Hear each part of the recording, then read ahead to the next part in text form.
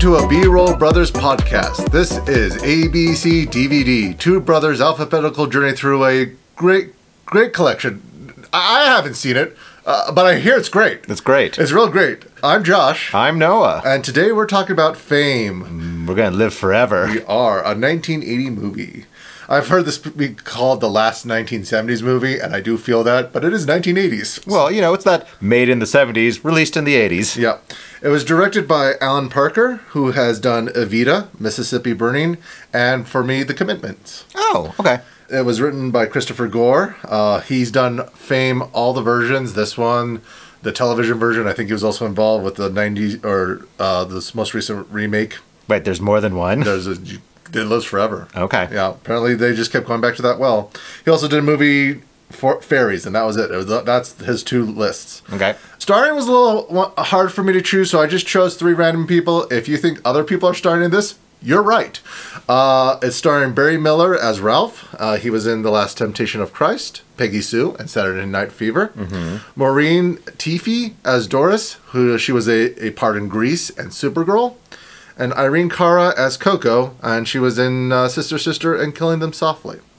This movie did well. It made $21.2 million worldwide, and is beloved by those who have watched it then. Here is the Google synopsis of this.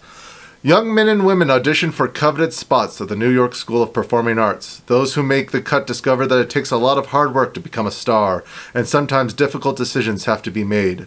The youngsters grapple with heavy issues such as homosexuality, abortion, attempted suicide, and illiteracy. On top of their unique struggles, the students must deal with the mundane pressures of adolescent life, such as homework, heartbreak, and rejection. Yes, illiteracy right up there with the suicide. Mm-hmm. Homework. Yeah. In a school. Yeah. Who the knew? Deuce, you say. Yeah. Starting off, we thought this was going to be a fun musical. You know, because I had heard from other podcasts, like the Scrubs podcast and the West Wing Weekly, these are theater people going, oh, you need to see Fame. It's amazing. The music thing. So I was thinking, it's a musical. It's in the vein of, like, I don't know, Hair or Chorus Line, or, you know, even something weird like The Apple. But it's like, no, it's like these 1970s musical movies. And that was not what this was not it. This is like, calling this a fun musical is calling like The Sweet Hereafter a nice coming of age school movie. It's not what it is. This is a drama that has some songs in it. Yes. And this was actually, we're not at fault really for that, because the marketing even back in the 1980s was very different for America and the rest of the world. As it usually is. Of that they marketed it with this great big poster of Fame and music and saying, come see the next big musical, and everywhere else is like, come see this drama. There's some songs in it. Mm-hmm. Yeah. So it's like, so I guess it is that thing is like, a lie can last longer than a truth.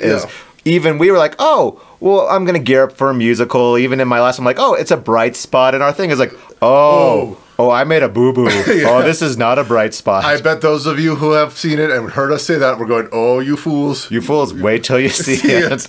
Because this is a, I guess, coming-of-age story, but it is mainly just, people, youths, as they said in the synopsis, trying to get through this performing arts school and having some dark backgrounds, having some hard issues, and just living life as best they can. Yep. I mean, I guess, and I like it. They broke it up. You know, we have like the auditions and then the various years, and I appreciate that because it breaks it up. But when I first was like, oh, the auditions, and I was like, all I could think of the entire time watching the auditions is The Muppet Show. I just had the music going, like they're running from room to room. It's like it's time to start the music. But it's like, I was like, wait. What is going? This is a high school? I mean, I'm just a simple country podcaster. I was like, this is a high school? And apparently, this is a real based on a real high school. They wouldn't let them film there, but there is a public school in New York for performing arts, and all you have to do is pass the audition, and then you get to go for free because it's a public school. Okay, but it's very hard to get into that one school for all of New York. Mm-hmm. And then. This is going to come back probably several times. Is like I'm looking at it with a, Quotey Fingers modern eye, looking back on a historical film. Is I was kind of realizing watching these auditions, like in a modern movie, this would be a 5-minute Yes. montage at most, and it goes on for like 30 minutes where Yes. you're like, wow, we are really drawing out like the bad actors, the good actors, the ones that have potential, the ones that don't. And it's like, and it's going and going and going.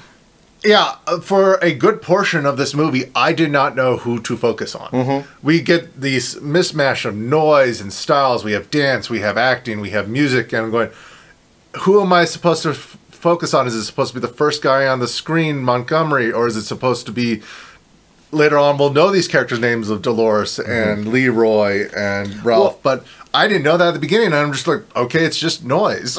Well, and I attached to Dolores' scene because that was the first scene where I was like, oh, she's bad singing this song that her mom, her very early on, her helicopter mother is like, do it.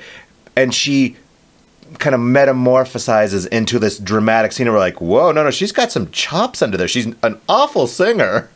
But her drama range is kind of coming out, and you can kind of see like, oh, she does have the potential to like make it to this school. And I got some personal feelings about the audition scenes because I actually went to film school, and there is a quite enjoyable change in power when you're the one auditioning other people. And the tricks, it's much nicer to be the judger than the judgee. Sure. Yeah. And the tricks that we were warned about of what actors and other performers will do to be remembered, to be noticed. And we didn't think it was going to happen until I actually did a cattle call, where that's just where you have a whole bunch of people come in and read for a part. And some of them would just curse up a storm in the corner and say, I'm ready now. And we're going, what just happened? Others will leave things behind and just so they can sneak in and hear what you're saying about them. Or some will just try to flirt with the guy. And it is just amazing that they'll do anything because you can see you need something to grab the attention of some of the casting call in that 1 minute you have. Right. I mean, and speaking of catching attention is the Leroy scene, which I admit is like, I found it funny because the girl he's with is terrible. It's like, where you're like, almost like, it's when like a little kid dances for you and they're super excited and they're smiling and they're waving around, but they got no, but all the teachers are focused on Leroy, who is sharing it all with them. And you can definitely see the teachers like, ogling him, which is uncomfortable because it comes back to like, wait, this is high school. Yeah. And this is something that does actually happen of you have someone come help with an audition and they steal the spotlight. The most famous one I can remember hearing about is the actor, I should have looked his name up, but he played Short Round in Indiana Jones and the Temple of Doom. Right. He went to go help his brother audition. Oh. And everyone started noticing him. And that's how he got the part. And I hope the brother relationship is still okay. That's an awkward Thanksgiving meal. It is. But those things happen that you just want that look, that sound, and you might be helping out a friend, but they want you. I think we just transition into... it immediately just goes to freshman year, and I think that is that like, oh, this is going to be the theme. Like, we're just going to, boom, next chapter. And this is where I went from, oh, this movie is a mess, I don't know why this is a big thing, to, personally, I really like this sequence of all the teachers saying, trying to make a living out of art is one of the stupidest things you could do, and that it's going to be miserable, and it's going to be long, and you have no chance, you have no guarantee of success.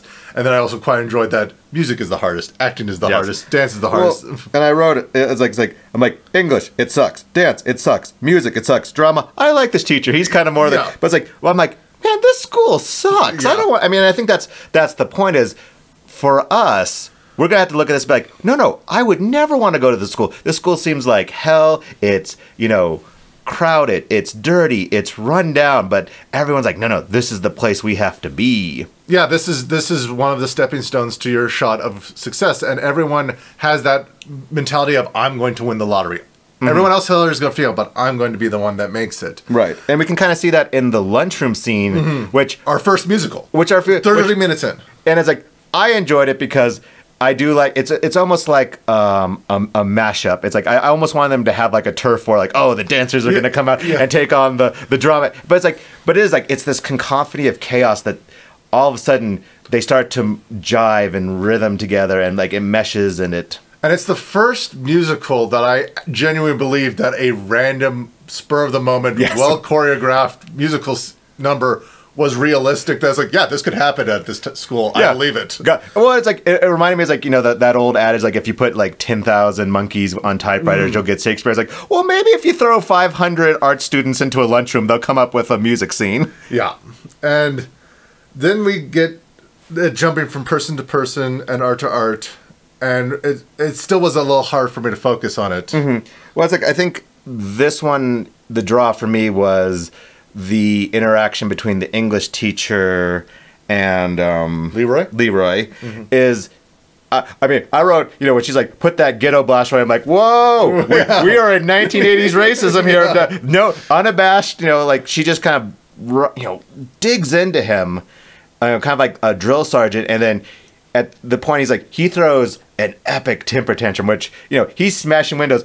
But what I think was funny is the teacher just closes the door like, oh no, we're kind of used to like the actors, you know, and the dramas doing this. Like, I'm just gonna close the door. We'll get new glass later. It's like, it's no big deal. They break things here all the time. Yeah. And then we jump to like, this was poignant for me of using your real life pain for your art. And I'm going, that is a problem because then you stop living your life and you go, oh, I can use this. It's like, no, I just want to have a conversation with you, man. I don't want this to be your 5-minute stand-up. I don't want this to be your short film. Right, the drama teacher. Yeah. Well, and the one line I took from this is like, oh, I kind of wish they had made like T-shirts for this is when the musician is talking with Coco, and he says, "I don't think our tits are up for this." It's like I come up like I need to bring that phrase back. It's like, 'cause I really feel like I don't think my tits are up for this. My tits aren't great for this. And that the musician Bruno, his parents have like the best relationship. I feel we get a breakdown of all the different types of parenting. Yes. We get the non-existent with Leroy, the absent with Montgomery, the distant rich parents with I don't actually remember her name. The dancer. The dancer. And then we get the unhelpful with Ralph, the overbearing with Doris. But Bruno, his dad just wants him to succeed, but loves his work. And so when he says, you don't share your music with us, how are you going to succeed if no one sees? Or if how will they know if they like it if you don't share it? Well, so please listen to our podcast. Yes. But it's like, no, you see it from the beginning. It's like, no, he's a cab driver. Yeah. But he's like, I will buy him whatever he wants because I know he loves it and I want him to succeed. And it's like, he is that parent that you're like, oh, you're really invested in and not that Bruno's like, you know, over it, but he is kind of that embarrassed teen. Exactly. And I think that works well. It's like, but he's so excited. He's bringing in the equipment. He's like, I will pay for it. I will do it because, you know, you're my son and I want you to be happy. Yeah. And I jumped ahead mentioning about that new dancer who I called the debutante because she was added in sophomore year. Right. And I was questioning, why would you add another character to this cast of characters that I'm still struggling to understand? And if we're going to jump to sophomore year, it's like, and that is like, she almost replaces the character we're supposed to focus on because she gets out of dance. It's like, oh, and she kind of disappears. Yeah, after Lisa gets kicked out, who is the dancer that was told you're not working hard enough, gets kicked out, we don't see her anymore. And that's because there's that attempted suicide on the car. Well, and then she's done. And then she's done. And this is like, I felt was like a juxtaposition of Leroy cannot get kicked out of the school despite not doing any of his English homework. Right. And I was wondering, is this the art school equivalent of the great football player not being good in school? He's a great dancer, so we can't get rid of him. Right. And then we get Lisa, who's not doing the 110% in dance, so you're she's not out. Sweating enough. You're not sweating enough. I need to see buckets of it. And then we get this scene of her about to commit suicide or we think it is about to commit suicide on the subway, and she's just tossing her clothes. Well, in reality, the director wanted her to commit suicide, and MGM said, this is this is a school about kids. We can't have them killing themselves, when that is a real risk in the art film, or any school. Yeah, it's like it's. I mean, I know it's more of an issue modern times, but it's like, but it's still an issue that probably was prevalent even back then. Yeah. But to go back to sophomore year, we're still in sophomore year. Is you start out with a very kind of like wah wah scene of the boys looking at the girls, and it's like, I'm still uncomfortable about that because everyone's supposed to be under 18 in this movie. Yes. Now, luckily, for some of them that I could find out, they were over 18 while filming, but it still made me icky. it has an Animal House feel, which I know this. Porky's, Yeah, it's like, yeah. but it's like there are these moments, and I'm going to come back to it where it's like, I don't know if the director was trying to bring levity to a dark film, but it's like there is like you almost want the trombonist to be Yeah. in the bathroom with going. Well, we had a French hornist in there. I know. and I was like keeping an eye on that French hornist Keep because up. he had basically no lines. But it's like I bet that's one of the guys who makes it. Yes. Him and like the Russian violinist that we don't see. But then the one that I'm like, wow, this would not play out today is the drama teacher. Like, okay, bring me your most traumatic moment and let's talk about it and do the drama. You cannot have the drama without the trauma. Yeah. And I'm like, oh, there are so many red flags here. It's like your darkest thing, and we're gonna bring it out, and everyone's gonna talk about it. It's like, I feel like this is a bad idea for a school and teens. Yep. And in sophomore year, we get the actual song that makes the namesake of this movie, Fame. Yes. We talked about the dad bringing his Bruno his music and playing out on the streets, and everyone's loving it. The flash mob. The flash mob of Fame, I Want to Live Forever. Now, this was, I looked this up. They didn't have the song when they filmed this. Oh, so they were just dancing to something else? Well, they were dancing to hot stuff. Okay. Because they wanted the same beat, they wanted the same, but they hadn't written the song yet, which happens a lot in films. But I found this, like, yeah, that makes sense. And the director always kind of found it amusing that the movie was called Fame because everyone's struggling, everyone's failing. There is no fame in this movie. Well, and I was a little sad when we got to junior and senior year because, freshman year we have the cafeteria. See, this year I'm like, oh, it's their once a year freak out. Yeah. Once a year, all the students lose their mind and go and collectively do something in a public space that's artistic. I was like, oh, that would have been fun if there was like, oh, this is the junior year one. But yeah, no, as it goes on, it gets harder and darker. And it is impressive for a 1980s movie to have this variety of gender, ethnicities, sexualities, all in one movie. And we're still struggling with that kind of diversity today. No, and I think I was watching with my wife, and she says, like, wow, this movie does a better job kind of, not addressing, but at least pointing out, like, there's homosexuality, there are race issues, there are inequalities in pay and living inequalities. And I was like, what I also appreciate about watching, older movies is, man, New York City is dirty. It is run down. It's like, oh my God. And I had to think of, if you didn't know this movie was in New York, the movie takes its time to remind you that it's there. Hey, there's pizza. There's subways. There's skyscrapers. Have you gone 5 minutes without one of these? We're going to show it to you. I mean, but I always appreciate to look back on what New York was. Yeah. And it's like, because you do see it in other movies, but I think it becomes Hollywoodized, whereas this one's like, no. It's like everything is covered in a layer of grime. There are cracks. There are, peeling wallpapers. It's not just window dressing. Like, no, this is how New York was. Yeah, and this is junior and senior year is where we get some of the harder things to hear about. We've been kind of staying away from Ralph's stories. Yes. Because he was just the clown in the first 2 years, just trying to make it. Yeah. And then we get his backstory and his family life. And his family does not do well with 5-year-olds. No. I mean, and that's a terrible joke about what his sister being sexually molested by junkies on the street. And then when dealing with that with his friends, he says he had a earlier sister who was 5 years, or brother. He had a sibling 5 years old who his dad, in a fit of rage, slammed their head against the wall and killed. And it's like, and that's why his dad's not there. It's like, oh, this is, again, not a happy movie. No, it's like, and it is. It's one of the movies that gets darker and darker and darker. But, I think if there is an upside to junior year, it was the Rocky Horror Show. I was like, oh, well, at least we have the Rocky Horror Show. It is exactly the same Rocky Horror Show as and I know. If you've never been to a live showing, it is an experience. It is so much fun. I viewed it when I went in high school, thinking I was just going to see the movie with a bunch of people and they might be fans. I did not realize I was getting a live show and basically Mystery Science Theater 3000 from memorized jokes from the audience. It is fun. And this one, shown in New York, is 5 years after the movie release. So this is the original core group that started that tradition. No, and I got to run one in college, and it's like, and we were definitely running off the crib notes, and I feel like it was still fun, but it's like, I can see why the origins of this cult phenomena is there. And it was and it wasn't just doing it for doing its sake, though. It's great to show this moment in time. It showed Dolores coming out of her shell finally, and I find that amusing thing of the helicopter parents and like immigrant parents saying, "We came here so you could do this, so you can change.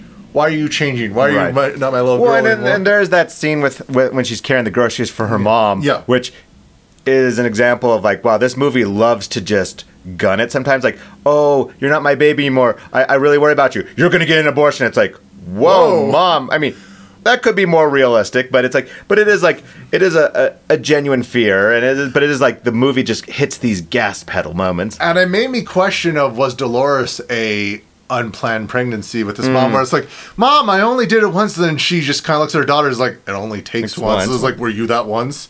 And then we do get this with the debutante, I really should have looked up her name, of she's just telling this long story. You don't know if it's performances, because we've been tricked by this movie before, and it's like saying, I can't have a kid right now. I'm the best dancer, and I want to go and make my way. I can't have a baby, and it shifts to the nurse. The nurse in the abortion clinic is like, is it Visa or MasterCard? That's all I need. And part of me going, I wonder if that's still the reality in the world. No, I know, but it's like, and I have a problem with that scene, and I think because this movie takes so many chances, and I mean, especially for the time period, is I feel like this is one of those times where they pulled back and kind of chickened out, because like the Visa or MasterCard, and once again, I feel like there should be a trombonist going, wah, wah. It's like, you're making a joke to break the tension. I get that, but it's like, live in that moment. You're okay with saying difficult things. You know, you've already done the little kid getting smashed with their head. It's like, this one's like, oh, you shied away from it. But I don't know if they shied away from it because it was, again, an add-on character. That's true. If it was Dolores, I think they would have made it a meal out of it, but... Well, but...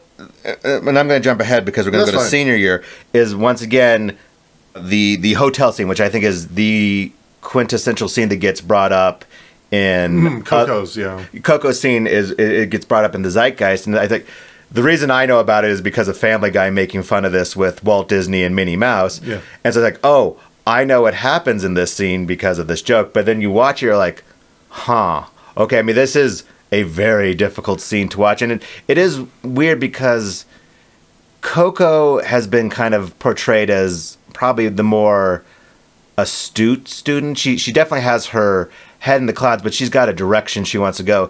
And it's like, there are so many red flags here, which I know is what the director wants to go for. But it is that kind of towards the end, like, do it, and then it's just like, we're done. We're never gonna address it again. I did not know this scene was in this movie, but the second I saw it, it's like, oh my god, it's that scene, because it is in the zeitgeist. And Coco was presented as this ambitious but smart woman, or high schooler, because let's face it, she was a high schooler. Man, at this time, she's 18 now. She's 18, we hope. The person who has the most realistic view of the world is Montgomery. Yes. And he's usually just in the background helping other people out. It's like, no, my mom is successful and I don't see her. Maybe. And all we know, as he says, all you were guaranteed was a hot lunch and some time. No, none of us are gonna. There's no guarantee we're gonna make it. We just can take the pie in our face and keep trying. No, and I think Montgomery is the audience's avatar that they're supposed to kind of latch onto as we go through all these kind of horror shows, because he is unflappable. He does not get super angry. He does not get super sad. I mean, even when he comes to his realization of, you know, in 1980s terms, his problem. Yeah, his homosexuality and his problem with dealing with people. You know, it's like, even that doesn't shake him, which, I mean, does it make him realistic? No, but it does give the audience something to grab onto. I'm like, okay, you're going to be our rock because you're doing okay. You're getting through this. And he was one of the ones I was tempted to highlight as one of the mains, because he's a good character actor. He's in RoboCop. He's in From the Earth to the Moon is one I remember him. Oh.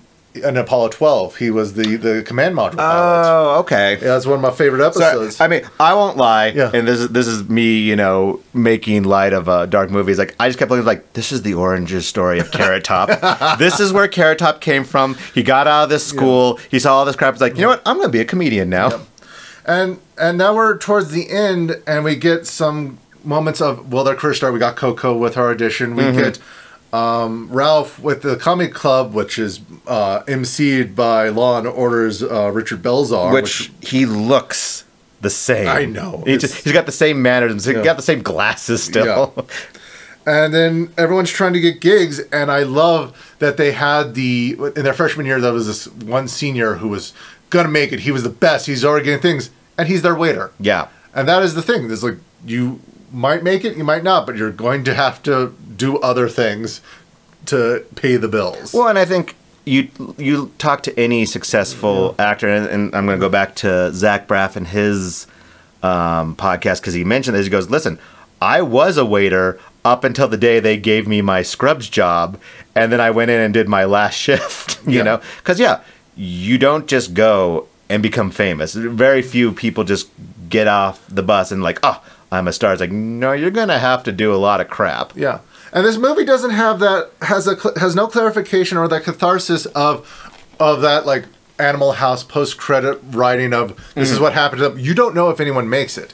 You don't know if Leroy is a dancer after having that hospital scene with the teacher. You don't know if he even learns to read. Right. And if this was any movie modern days, each one would be their full thing. Leroy would be like was that Sandra Bullock football one? Oh, The Blind Side. It would be like that, where we only focus on the successes. Right, and I think that is a credit to older movies in the day. It's like, no, there is no happy ending, but there is no ending. It's like, no, they graduated. They had their really weird graduation performance. We find out that Dolores' brother has not aged in 4 years. No, he's perpetually, the same little he's a perpetual child. But it's like, no, it lets you say, like, listen, you were here for this 4 years. What happens after that is a mystery. Yeah, we're going to try our best, but as we said, like, with the exception of maybe the drama teacher, he's like, these teachers aren't that great, and you wonder, were these former students who didn't make it, and then now they're just teaching? No, it's like, and I think I like the drama teacher because I felt like he was the most honest and open, regardless of saying, let's bring your trauma. But the rest of them are clearly burnt out, and they're like, listen, we know when you're going to make it. We know when you're not. We're going through the motions because, listen, unless we see something awe-inspiring, we're not going to, like, care, because 99% of you are just going to just end up as a waiter. And there's another class coming next year. And they're dealing with all 4 years all the time. And I think movies that have kind of, mimicked this in modern, like, you got Whiplash, which I think is really close to a modern day version of, like, listen, this is a prestigious school, and these teachers suck, and they do not care. And you don't know if they're going to succeed at the end. Exactly. It ends with, like, well, you made it. You made it to graduation. And this movie has a long love from the viewers who saw it growing up or saw it and are in the arts, because the Step Up movies that started with Channing Tatum and then just kept going crazier and bigger started because they liked this movie. And you can see, like, Step Up does draw a lot from this, like, but it's the happy version. It is the happier version, with dances and success and love and all that, where this one is that no, you might not make it. Yep. And it's like, and so I would recommend someone to see this with, the caveat that it is an older movie. It is not a musical, and by no means is it happy. No. Going in blind probably was helpful, but I might have enjoyed it longer or got into it sooner, knowing that I have to be prepared for it. And I am glad I watched it. No, I don't think I'll ever rewatch it. No, I wouldn't rewatch it. I think it definitely deserves its, on the top, 500 movies you should see before you die. It's like, okay, I watched it. I'm happy I watched it, but it is one of those. I'm going to this is going to be my moniker is like, it is a Flashdance movie to me. It's like, oh, here are these famous scenes, and there's a whole movie in between that people forget about. And I was when watching it, I was thinking about what I call the Great British Isles, because it's Ireland and England, Britain. There are all these movies about inner city or poor people using some form of art to get out of their predicaments. I know, like, with Full Monty, Billy Elliot. Dance, Billy! And I went the commitments, and then when I looked up this guy did the commitments, he figured out how to make this story work in New York. Work in Ireland. And that one's a little bit more enjoyable because it's a very similar thing of people just using their music. They don't know if they're going to make it. And at the end, you don't see them succeed, but you do have the manager to focus on. Right. You have that throughput that makes the story a little bit more repeatable on rewatching. Mm-hmm. And, it's that quest that we have to go through. And I know what you're doing. I know what you're doing. It's a very long quest. It takes the whole galaxy to do this quest. I'm so mad at you right now. I'm so mad at you. Because our next movie is Galaxy Quest. I'm excited for Galaxy Quest. I really hope you guys watch it. It is I don't know, it's not an unknown comedy, but it is fun. It's fun, but I'm glad you guys stopped by to hear us realize what Fame was. What Fame was, what Fame isn't, and, looking back on our high school was so much better. Oh, God, it was. So, thanks for coming by. Thank you. Bye.